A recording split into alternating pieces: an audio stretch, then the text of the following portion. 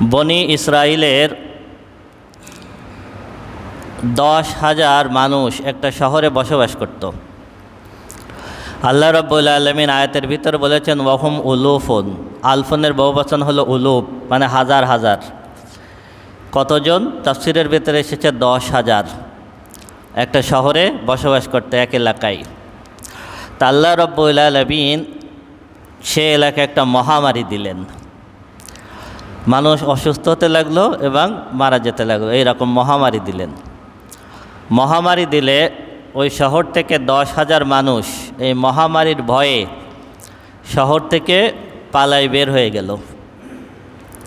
বের হয়ে ভিন্ন একটা জনপদে গিয়ে একটা বিশাল পাহাড়ের পাদদেশে তারা বসতি স্থাপন করলে আল্লাহ রাব্বুল আলামিন সেইখানে আল্লাহর নির্দেশে জিবরিল আলাইহিস সালাতু ওয়াসসালাম আসলেন। জিবরিল আলাইহিস সালাতু ওয়াসসালাম এসে পাহাড়ের উপরে দাঁড়িয়ে একটা আওয়াজ দিলেন। এক আওয়াজে 10,000 মানুষ এখানে মারা গেল। মানে আল্লাহ রাব্বুল আলামিন এখানে শিখালেন যে আমি আল্লাহ যদি মৃত্যু দিই তাহলে তুমি মহামারীর থেকে পালিয়ে গিয়েও কি বাঁচতে পারবা না, আর আমি রব্বুল আলামিন যদি মৃত্যু না দিই তাহলে মহামারীর ভিতরেও থাকলে তোমার কি হবে না, মৃত্যু হবে না। এই যে 10,000 মানুষ সেখানে মারা গেল, তার আশেপাশের লোকজন যখন টের পেল, আসার পরে দেখে এত লাশ তারা একসঙ্গে কবর দেবে কিভাবে। তখন তারা এই লাশগুলো মোটামুটি এক জায়গায় করে একটা পাঁচিল দিয়ে দিল, কিছুটা গর্ত করলো আর পাঁচিল দিয়ে একটা কূপের মতো করে এই জায়গাটা তাদের আটকায় রাখলো। এর বহু বছর পরে হিজকিল আলাইহিস সালাতু ওয়াসসালাম এর পাশ দিয়ে যাচ্ছিলেন। হিজকিল আলাইহিস সালাতু ওয়াসসালাম এর পাশ দিয়ে যখন যাচ্ছিলেন তখন দেখেন এই যে এত লাশ পড়ে আছে। তিনি সব কিছু জানলেন।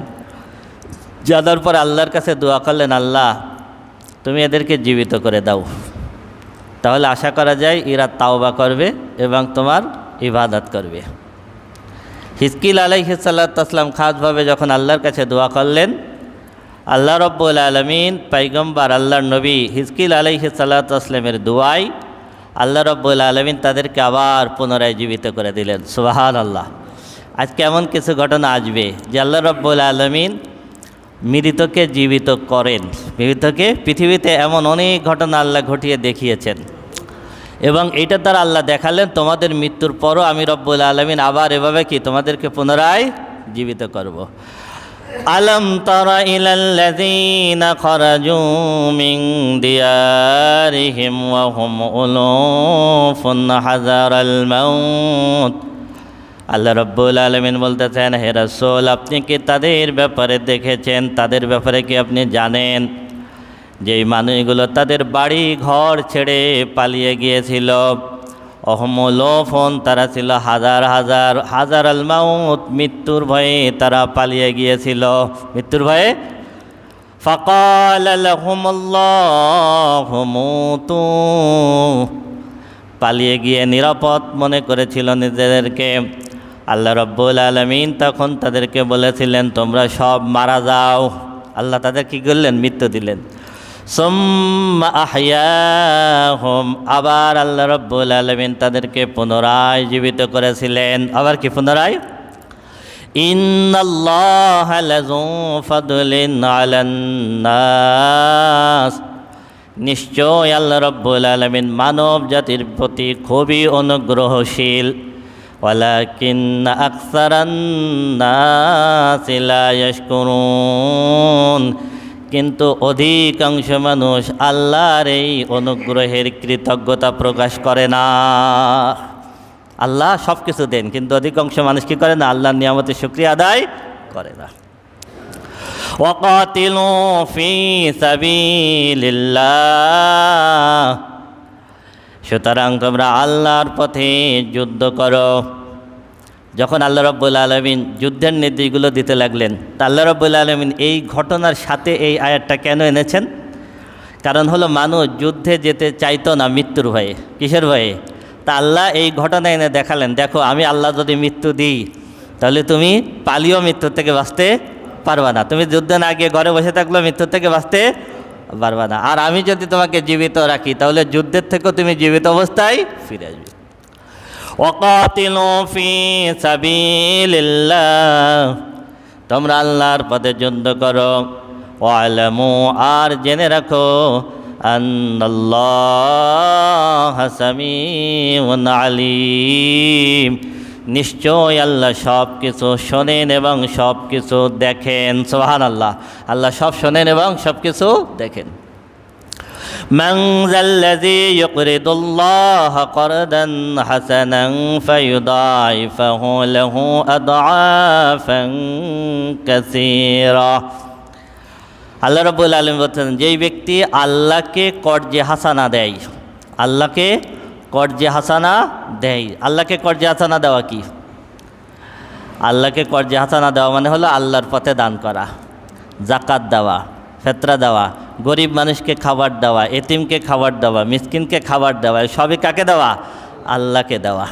এটা হচ্ছে আল্লাহকে কর্জে হাসানা দেওয়া।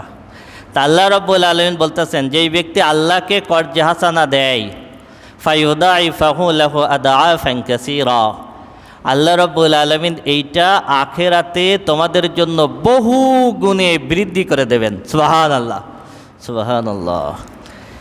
আল্লাহ রাব্বুল আলামিন যখন এই কর্জে হাসানা চাইলেন, তখন মক্কার কাফেররা বলল, আল্লাহ কি গরিব নাকি? আল্লাহ কর্জ চাই কেন? আল্লাহ ধার চাই কেন? আল্লাহ কি গরিব? আল্লাহু ইয়াকবিতু ওয়া ইয়াবসুত, আল্লাহ রাব্বুল আলামিন বলেন, আমি সম্পদ বৃদ্ধিকারী আর আমি আল্লাহ সম্পদ কমায় দেওয়ার মালিক। সুবহানাল্লাহ। তার মানে তুমি দিলে তুমি মনে করো না যে তোমার সম্পদ কমে যাবে। আমি আল্লাহ ইচ্ছা করলে সম্পদ বাড়াই দিতে পারি। আবার তুমি দিলে না, কিপটামি করলে আমি আল্লাহ ইচ্ছা করলে সম্পদ কী করে দিতে পারি? ধ্বংস করে দিতে পারি। ওয়া ইলাইহি তুরজাউন, আর সম্পদ দিয়ে তুমি কি করবা? একদিন তো তুমি আল্লাহর কাছেই ফিরে যাবা। একদিন তুমি কার কাছে ফিরে যাবা? তুমি আল্লাহর কাছেই ফিরে যাবা। এই আয়াত যখন নাজিল হলো, আবু দারদা রাদিয়াল্লাহু তাআলা আনহু রাসূলের দরবারে আসলেন। আবু দারদা রাদিয়াল্লাহু তাআলা আনহু রাসূলের দরবারে এসে বললেন, আল্লাহর হাবিব, সত্যি কি আল্লাহ কর্জে হাসানা চাচ্ছেন? ইয়া রাসূলুল্লাহ, আল্লাহ কি সত্যি কর্জে হাসানা চাচ্ছেন? রাসূল আকরাম সাল্লাল্লাহু আলাইহি ওয়াসাল্লাম বললেন, হ্যাঁ, আল্লাহ আয়াত নাজিল করেছেন, যদি কর্জে হাসানা দাও আল্লাহ রাব্বুল আলামিন তোমাকে বহু গুণে বৃদ্ধি করে দেবেন। এই সাহাবীর বিশাল বিশাল দুইটা খেজুরের বাগান ছিল। দারদা রাদিয়াল্লাহু তাআলা আনহু আল্লাহর হাবিবকে বলতেছেন, আল্লাহর হাবিব, আমার বিশাল দুইটা খেজুরের বাগান আছে, এই খেজুরের বাগান ছাড়া আর আমার আর কোনো সম্পদ নাই। আমি আল্লাহর জন্য এই দুইটা খেজুর বাগান দান করে দিতে চাই। আল্লাহর হাবিব বললেন, তুমি দুইটা খেজুর বাগান তুমি দান করো না, তুমি একটা তোমার পরিবারের জন্য রাখো, আর একটা তুমি আল্লাহর পথে দান করে দাও। তখন আবু দারদা রাদিয়াল্লাহু তাআলা আনহু আল্লাহ রসুলের হাতে হাত দিয়ে বললেন, আল্লাহর হাবিব, আপনি সাক্ষী থাকেন, আমার দুইটা বাগানের ভিতরে যে বাগানটা বেশি ভালো ওই বাগানটা আমি আল্লাহর পথে দান করে দিলাম। সুবহানাল্লাহ। তাফসীরের ভিতরে এসেছে এই বাগানে 600 খেজুর গাছ ছিল। কয়টা বলেন? 600 খেজুর গাছ। 600 খেজুর গাছ, 600 খেজুর গাছ সহ আল্লাহর পথে কি করে দিলেন? দান করে দিলেন। আলাম তারা ইলাল মালাই মিন বানি ইসরাঈল মিন বাদি মূসা, হে রাসূল, মূসা আলাইহিস সালাতু ওয়াস সালামের পরে বনি ইসরাইলের ওই কওমের সংবাদ কি আপনার কাছে পৌঁছেছে? মূসা আলাইহিস সালাতু ওয়াস সালামের সময় আল্লাহ রাব্বুল আলামিন মূসা আলাইহিস সালাতু ওয়াস সালাম এবং বনি ইসরাইলদেরকে নির্দেশ দিয়েছিলেন, এই ফিলিস্তিন এলাকা, এই জেরুজালেম এলাকায় তখন আমালিকা গোত্র বসবাস করে, তাদের বিরুদ্ধে যুদ্ধ করে এই ফিলিস্তিন এলাকা দখল করার নির্দেশ দিয়েছিলেন, যেটা আমরা পিছনে আলোচনা করেছি। তখন বনি ইসরাইল মূসা আলাইহিস সালাতু ওয়াস সালামকে বলেছিল, ইযহাব আনতা ওয়া রাব্বুকা ফাকাতিলা ইন্না হাহুনা কায়িদুন, তুমি আর তোমার রব গিয়ে যুদ্ধ করো, আমরা এখানে বসে থাকলাম। ওরা এই সময় যুদ্ধ করে নাই। আল্লাহ তাদেরকে তিহ ময়দানে 40 বছর আটকায় রাখছিলেন, মান্না এবং সালোয়া দিয়েছিলেন। এরপরে মূসা আলাইহিস সালাতু ওয়াস সালামের পরে ইউশা ইবনে নুন আলাইহিস সালাতু ওয়াসসালামের সময় বনি ইসরাইল জেরুজালেম দখল করে, এই বাইতুল মুকাদ্দাস এলাকা দখল করে এই মুসলমানরা এই এলাকা আবাদ করতে থাকে। করতে করতে করতে করতে আবার যখন মুসলমানরা পাপাচারে লিপ্ত হয়, আল্লাহর নেককার বান্দারা যখন আল্লাহর বিধান থেকে দূরে সরে যায়, তখন আল্লাহর একটা বিধান হলো আল্লাহ তখন তাদের উপরে জালেম শাসক চাপাই দেন। জালেম শাসক, জনগণ যদি খারাপ হয় তাদের উপরে জালেম শাসক চাপাই দেন কে? আল্লাহ। আল্লাহ রাব্বুল আলামিন তাদের উপরে একটা জালেম শাসক চাপাই দিলেন, যার নাম হলো জালুত। যার নাম কি? জালুত। এই জালুত বাহিনী বনি ইসরাইলদের উপরে নির্যাতন করে আবার বনি ইসরাইলকে জেরুজালেম থেকে উৎখাত করে দিল। জেরুজালেম থেকে বের হয়ে এই ফিলিস্তিন এলাকা থেকে বের হয়ে ওরা আশেপাশের বিভিন্ন এলাকায় বসতি স্থাপন করে থাকতে লাগলো।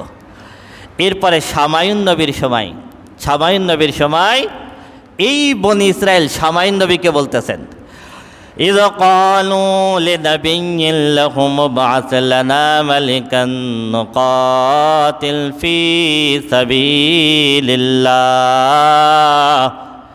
আপনি আল্লাহর কাছে একটু দোয়া করেন, আল্লাহ রাব্বুল আলামিন যেন আমাদের জন্য একটা নেতা নির্বাচন করে দেন, যেই নেতার নেতৃত্বে আমরা জালুত বাহিনীর বিরুদ্ধে আবার জেরুজালেম দখল করব। قال هل عصيتم إن كتب عليكم القتال ألا تقاتلوا। শামায়ুন নবী বললেন, এমনটা হবে নাকি? আল্লাহ তোমাদের উপরে যুদ্ধ ফরজ করে দিলেন, কিন্তু তোমরা যুদ্ধে গেলে না, এমনটা কি হবে? দেখা গেল আল্লাহ বললেন যাও যুদ্ধ করো, জেরুজালেম দখল করো, তখন তোমরা গেলে না, বসে থাকলে, এমনটা কি হবে? قالوا وما لنا ألا نقاتل في سبيل الله وقد أخرجنا من ديارنا وأبنائنا। তখন তারা বলল, কেন আমরা যুদ্ধ করব না? আমরা আমাদের ঘর বাড়ি থেকে উৎখাত হয়েছি, আমরা আমাদের সন্তান সন্ততি থেকে উৎখাত হয়েছি, এমন সময় আল্লাহ আমাদের নেতা নির্বাচন করে দিলে কেন আমরা যাব না?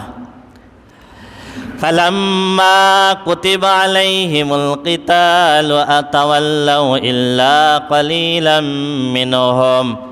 কিন্তু আল্লাহ যখন তাদেরকে যুদ্ধের নির্দেশ দিলেন, অল্প কিছু বাদে তাদের অধিকাংশ পিছন দিকে পলায়ন করল। আল্লাহু আলিমুম বিজ্জালিমিন। আল্লাহ রাব্বুল আলামিন জালেমদের ব্যাপারে সবথেকে বেশি জানেন। وقال لهم نبيهم إن الله قد بعث لكم طالوت ملكا। শামায়ুন নবী বনি ইসরাইলকে বলতেছেন, আল্লাহ রাব্বুল আলামিন তোমাদের জন্য একটা নেতা নির্বাচন করে দিয়েছেন, তার নাম হলো তালুত। তার নাম কি? তালুত। তালুতকে আল্লাহ রাব্বুল আলামিন বনি ইসরাইলের নেতা বানাই দিলেন। কিন্তু এই তালুতের অনেক বেশি অর্থ সম্পদ ছিল না। তখন যে বনি ইসরাইলরা শামায়ুন নবীকে বলছিল যে আপনি দোয়া করেন আল্লাহ যেন একটা নেতা নির্বাচন করে দেন, যার নেতৃত্বে আমরা যুদ্ধ করব, তখন যাদের অর্থ সম্পদ ছিল তারা ধারণা করা ছিল যে নিশ্চয়ই আল্লাহ আমাদের ভিতর থেকে কাউকে ঠিক করে দেবেন। কিন্তু আল্লাহ ঠিক করে দিলেন তালুতকে। সে তালুতের কি নাই? কোনো অর্থ সম্পদ নাই। তখন তারা বলতেছে, قالوا أنا يكون له الملك علينا ونحن أحق بالملك منه ولم يؤت سعة من المال। তালুত কিভাবে আমাদের নেতৃত্ব দেবে? ওর থেকে তো আমাদের নেতৃত্ব দেওয়ার অধিকার বেশি। কারণ কি? ওয়ালাম ইউতা সাআতাম মিনাল মাল। তালুতকে তো অনেক বেশি ধন সম্পদ দেওয়া হয় নাই, ও গরিব মানুষ, ও কিভাবে আমাদের নেতৃত্ব দেবে? ক্বালা ইন্নাল্লাহা আস্তাফাহু আলাইকুম ওয়া যাদাহু বাসতাতান ফিল ইলমি ওয়াল জিসম। তখন নবী শামায়ুন বললেন, নিশ্চয়ই আল্লাহ রাব্বুল আলামিন তোমাদের ভিতর থেকে তালুতকে নির্বাচন করেছেন। আর আল্লাহ রাব্বুল আলামিন তাকে দুইটা নিয়ামত দিয়েছেন। কয়টা নিয়ামত? বাসতাতান ফিল ইলমি ওয়াল জিসম। এক নম্বর হলো আল্লাহ রাব্বুল আলামিন তাকে কিতাবের জ্ঞান দিয়েছেন, আর দুই নম্বর হলো আল্লাহ রাব্বুল আলামিন দৈহিকভাবে তাকে সুদর্শন করেছেন। সুবহানাল্লাহ। তার মানে হলো নেতা হতে গেলে দুইটা গুণ লাগে। কয়টা গুণ লাগে? নেতা হতে গেলে অর্থ সম্পদ লাগে না, নেতা হতে গেলে তাকে দেখতে নেতার মতো হওয়া লাগে। 1 নম্বর, দেখে যেন তাকে নেতা মনে হয়। আর 2 নম্বর হলো তার ভিতর কিতাবের জ্ঞান থাকা লাগে। কি থাকা লাগে? এইটা হলো নেতার গুণ, যে তাকে দেখতে নেতার মতো মনে হবে, আর তার ভিতরে কি কোরআন হাদিসের জ্ঞান থাকতে হবে, সে হবে নেতা, সে হবে কি নেতা। তা তালুতের ভিতরে এই 2টা গুণ ছিল। ওয়াল্লাহু ইউতি মুলকাহু মান ইয়াশা, আল্লাহ যাকে ইচ্ছা তাকে বাদশাহী দান করেন, যাকে ইচ্ছা তাকে বাদশাহী দান করেন। আল্লাহু ওয়াসিউন আলিম, নিশ্চয় আল্লাহ প্রশস্ততা দানকারী এবং সবথেকে বেশি জ্ঞানী। وقال لهم نبيهم إن آية ملكه أن يأتيكم التابوت فيه سكينة من ربكم وبقية مما ترك آل موسى وآل هارون। আল্লাহ রাব্বুল আলামিন সামাইন নবীর মাধ্যমে তাদেরকে জানিয়ে দিলেন, শোনো, আল্লাহ যে তালুতকে তোমাদের বাদশা বা নেতা নির্বাচিত করেছেন, এর জন্য আল্লাহ তোমাদেরকে একটা নিদর্শন দিবেন। কি নিদর্শন? যে তোমাদের কাছে সেই তাবুত আসবে। তাবুত হলো একটা সিন্দুক। তাবুত হলো কি? একটা সিন্দুক। এই সিন্দুকের ভিতরে সাকিনাতুম মির রাব্বিকুম, তোমাদের রবের পক্ষ থেকে প্রশান্তি আছে। ও বাকিয়াতুম মিম্মা তারাকা আলু মূসা ওয়া আলু হারুন, এবং মূসা এবং হারুনের কিছু রেখে যাওয়া জিনিস আছে। এই সিন্দুকের ভিতরে মূসা আলাইহিস সালামের সেই লাঠি ছিল, যে লাঠি ছেড়ে দিলে সাপ হয়ে যেত। এই সিন্দুকের ভিতরে তাওরাতের কপি ছিল, এইগুলো সিন্দুকের ভিতরে আছে। এই সিন্দুকটা যাদের কাছে থাকতো, যাদের কাছে থাকতো তারা যুদ্ধে বিজয়ী হতো। তারা কি হতো? যুদ্ধে। এই ঘটনা বাইবেলের ভিতরে আছে। এই কারণে এখনো পর্যন্ত পৃথিবীর খ্রিস্টানরা পৃথিবীর অলিতে গলিতে মাটির তলে তন্ন তন্ন করে খোঁজে যে এই সিন্দুক কোথায় আছে, এই সিন্দুক কোথায় আছে। এই সিন্দুক তখন জালুত বাহিনীর কাছে ছিল। আল্লাহ রাব্বুল আলামিন বলে দিলেন, এই সিন্দুকটা এই তালুত তোমাদের নেতা থাকা অবস্থায় তোমাদের কাছে আসবে। কিভাবে আসলো? এই জেরুজালেমে যখন জালুত বাহিনীর কাছে এই সিন্দুকটা ছিল, তখন আল্লাহ রাব্বুল আলামিন ওখানে একটা মহামারী দিলেন। কি মহামারী? এই সিন্দুক যার বাড়িতে থাকে তার বাড়ি মহামারী শুরু হয়ে যায়। এবারে কি করলো? এর বাড়ি মহামারী শুরু, আর এক বাড়ি দিয়ে দিল। ওই বাড়ি মহামারী শুরু হয়ে যায়, এরপরেও আর এক বাড়ি দিয়ে দিল। সেখানে কি হয়ে যায়?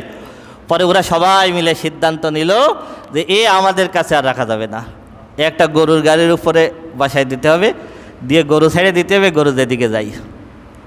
ওরা গরুর গাড়ির উপরে সিন্দুকটা রেখে ছেড়ে দিল। তাহমিলুহুল মালাইকা, এই গরুর গাড়ি ফেরেশতারা এনে তালুতের ঘরের দরজায় এনে দিল। সুবহানাল্লাহ।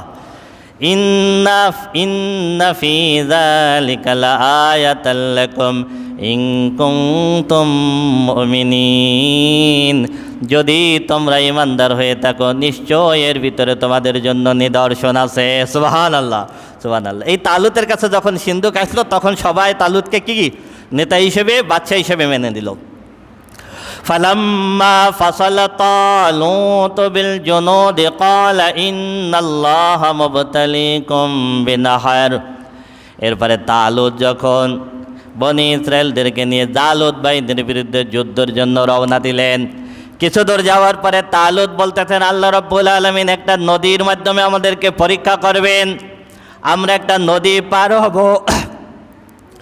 আল্লাহ রাব্বুল আলামিন নির্দেশ দিয়েছেন, তোমরা এই নদীর পানি পান করবে না। ফামান শারিবা মিনহু ফালাইসা মিন্নি, যে এই নদীর পানি পান করবে সে আমার সাথে যেতে পারবে না। ওমান লাম ইয়াতআমহু ফাইন্নাহু মিন্নি, আর যে পান না করবে সে আমাদের অন্তর্ভুক্ত হবে। ইল্লা মানিক তারাফা গুরফাতাম বিয়াদি, তবে অনেক যদি পিপাসা লাগে হাতের তালুতে যতটুকু পানি ধরে শুধু অতটুকু খেতে পারবে, এর বেশি না। এক হাতের তালুর ভিতরে যতটুকু ধরে এতটুকু খেতে পারবে। ফাশারিবু মিনহু ইল্লা কালিলাম মিনহুম, কিন্তু অল্প কয়েকজন বাদে অধিকাংশই পেট ভরে পানি পান করলো।